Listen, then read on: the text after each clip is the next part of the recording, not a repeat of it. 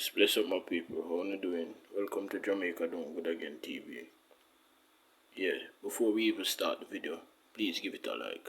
Thank you very much. And in the latest story, a businessman shot in Mandeville. Yes, people. So, yeah, I'm bringing it right now.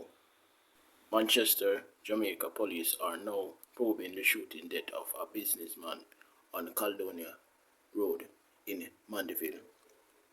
The man, whose identity has not yet been released, is said to have operated an air conditioner repair and car mart business. According to the police, shortly after 1 p.m., the businessman was standing at the entrance of a restaurant and bar and on Lower Caledonia Road when a gunman pounced and opened fire, hitting him multiple times. The gunman reportedly fled the scene on the motorcycle.